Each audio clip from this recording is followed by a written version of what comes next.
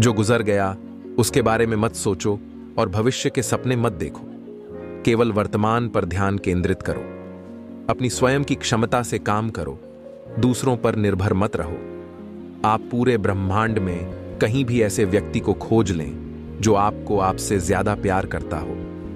आप पाएंगे कि जितना प्यार आप खुद से कर सकते हैं उतना कोई आपसे नहीं कर सकता। आप अपना भविष्य नहीं बदल सकते, लेकिन आप अपनी आदतों को बदल सकते हैं और निश्चित रूप से ये आदतें आपका भविष्य बदल देगी। आप जैसा सोचते हैं आप बिल्कुल वैसे ही बनते हैं। इसीलिए अच्छा बनने के लिए हमेशा अच्छा सोचिए। मुश्किलें चाहे 1000 हो, अगर मन में संकल्प हो तो हर काम संभव है। 3 चीजें लंबे समय तक छिप नहीं सकती: सूर्य, चंद्रमा और सत्य। मनुष्य कितना ही गोरा क्यों ना हो, परंतु उसकी परछाई हमेशा काली होती है। इसलिए यह अहंकार मत कीजिए कि सिर्फ मैं ही श्रेष्ठ हूं। हमें दुख कौन देता है? गौतम बुद्ध की प्रेरक कथा गौतम बुद्ध से सीखें। खुद को वश में करने का तरीका। बुद्ध की कहानियां भले ही आज की न हो, पर उनके कथ्य मानवीय भावों से जुड़े हुए हैं। इसीलिए वे आज भी हमारा मार्गदर्शन करती हैं। यही कारण है कि हिंदी में बुद्ध की कहानियां बेहद लोकप्रिय हैं। इसीलिए आज हम आपके लिए एक बुद्ध की एक लोकप्रिय कहानी लेकर आए हैं, जिसका शीर्षक है हमें दुख कौन देता है। ये एक ऐसी कहानी है जो हर किसी के कर्म को छू जाती है। हमें उम्मीद है कि गौतम बुद्ध की ये कहानी आपको पसंद आएगी। एक बार महात्मा बुद्ध किसी गांव में प्रवचन दे रहे थे। वे अपनी बात को समाप्त करते हुए बोले, मानव के दुख का कारण है स्वयं को किसी से बांधना। जहां भी मोह होता है, बंधन होता है, वहां दुख स्वयं ही उत्पन्न हो जाता है। अतः अपने बंधनों को जाने और उनसे बाहर निकलने का प्रयास करें। इसके बाद उन्होंने सभी लोगों को आशीर्वाद दिया और फिर अपने आश्रम को लौट गए। अगले दिन उनसे एक व्यक्ति मिलने आया। वह बुद्ध को दंडवत करता हुआ बोला, महात्मन, मैंने कल आपका उपदेश सुना। आपकी बातें मेरे हृदय में उतर गई हैं। मैंने अपने बंधनों को तोड़ दिया है, सारी मोह माया का त्याग कर दिया है। अब मैं आपकी शरण में आना चाहता हूं। उस व्यक्ति की बातें सुनकर बुद्ध मुस्कुराए और धीरे से बोले, मुझे विस्तार से बताओ वत्स, तुमने कौन कौन से बंधन तोड़े और किसका मोह त्याग दिया है? वह व्यक्ति बोला, मेरे घर पर मेरे बूढ़े माता पिता और पत्नी है। मेरा एक छोटा बच्चा भी है। मेरी पत्नी बहुत बीमार रहती है। उसके कष्ट देखकर मैं अक्सर सोचता रहता था कि वह मर जाए तो उसके कष्ट दूर हो जाएं। उसकी वजह से मैं बहुत दुखी रहता हूं। लेकिन कल जब मैंने आपका उपदेश सुना तो मेरी समझ में आ गया कि मेरे परिवार से मेरा बंधन ही मेरे दुखों का कारण है। अगर मैं इसके चक्कर में पड़ा रहूंगा तो कभी सत्य को नहीं जान सकूंगा। इसलिए मैं अपने घर को त्याग कर आपके पास आया हूं। एक बुद्ध ने पूछा, क्या तुम सचमुच सभी बंधनों से मुक्त हो गए हो? देख लो, कहीं कोई बंधन तुम्हारे पीछे रह तो नहीं गया। वह व्यक्ति बोला, नहीं प्रभु, मैं अपने जीवन की सारी चीजों को पीछे छोड़ आया हूं और अब आगे बढ़ना चाहता हूं। बुद्ध ने कहा, अगर ऐसी बात है तो फिर ठीक है। आज तुम यहीं आश्रम में रुको। कल मैं तुम्हें बताऊंगा कि तुम्हें क्या करना है। बुद्ध ने अपने एक शिष्य की ओर इशारा किया। शिष्य ने उसे आश्रम के अतिथि कक्ष में पहुंचा दिया। वह व्यक्ति उत्सुकता पूर्वक आश्रम की गतिविधियां देखता रहा। उन्हें देखकर वह बहुत प्रसन्न हुआ और अपने सौभाग्य पर इतराता रहा। अगले दिन बुद्ध ने उस व्यक्ति को एक कार्य सौंपते हुए कहा, तुम्हें पूर्व की दिशा में जाना है। वहां पर तुम्हें एक गांव मिलेगा। गांव के बाहर ही एक साधिका का घर है। वह तुम्हें कोई वस्तु देगी। उसे लेकर तुम्हें वापस मेरे पास आना है। वह व्यक्ति पूर्व दिशा की ओर चल पड़ा। गर्मी का मौसम था। कुछ ही देर में वह पसीने से तरबतर हो गया। उसे प्यास भी सताने लगी। वह सोचने लगा कि अगर इस समय मैं अपने घर पर होता तो इस तरह गर्मी में पसीना नहीं बहाना पड़ता कुछ दूर, और चलने पर उसे भूख भी सताने लगी। पर वह एक सुनसान और बंजर रास्ता था। आसपास न तो कोई पेड़ था और न ही पोखर तालाब। वह पुनः सोचने लगा कि अगर मैं इस समय अपने घर पर होता तो अपनी पत्नी के हाथ का बना स्वादिष्ट भोजन कर रहा होता। पता नहीं क्यों बुद्ध ने मुझे गर्मी में इतनी दूर भेज दिया। काफी देर तक चलने के बाद वह व्यक्ति गांव में जा पहुंचा। गांव के बाहर ही एक घर बना हुआ था। उसने दरवाजे के पास पहुंचकर उसे धीरे से खटखटाया।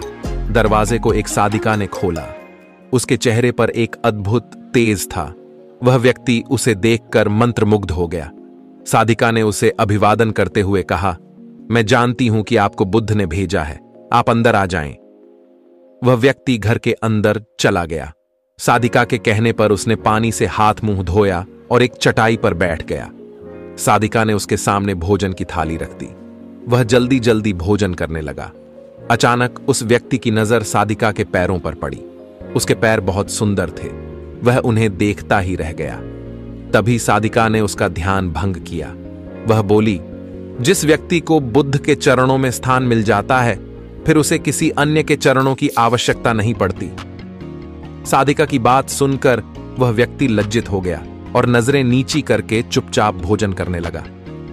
भोजन करने के बाद साधिका ने कहा, आप बहुत दूर से आए हैं, थक गए होंगे, यहीं चटाई पर लेट जाएं, मैं पंखा कर दूंगी। वह व्यक्ति बहुत थका हुआ था। वह चटाई पर लेट गया और अपनी आंखें बंद कर ली। साधिका उसे पंखा करने लगी, पर लेटने के बाद भी उस व्यक्ति को चैन नहीं आया। उसने धीरे से अपनी पलकों को खोला और चोर नजरों से साधिका को देखने लगा। वह सोचने लगा, यह स्त्री कितनी सुंदर है, इसकी वाणी कितनी मोहक है। अगर यह मेरी पत्नी होती तो मेरा जीवन स्वर्ग बन जाता। साधिका इसके मन की बात समझ गई। वह बोली, शरीर में कुछ नहीं रखा है, यह केवल मांस, मज्जा और अस्थियों का जोड़ है। जो व्यक्ति इसके आकर्षण से मुक्त हो जाता है, वही सत्य को प्राप्त कर पाता है। यह सुनकर वह व्यक्ति घबरा गया। वह चटाई से उठ बैठा और बोला, अब मुझे बुद्ध के पास जाना चाहिए।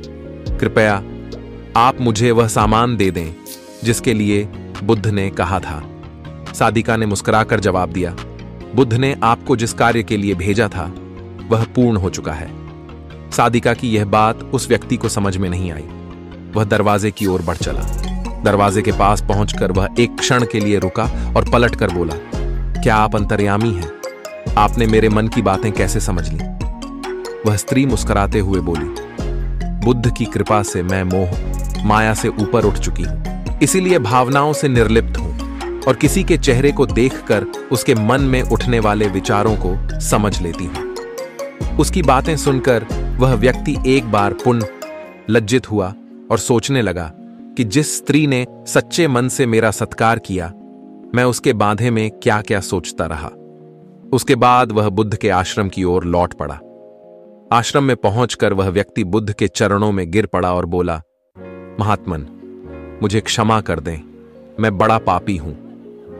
उसकी बात सुनकर बुद्ध मुस्कुराए और बोले, मैंने तुम्हें साधिका के पास इसीलिए भेजा था ताकि तुम अपने आप को देख सको।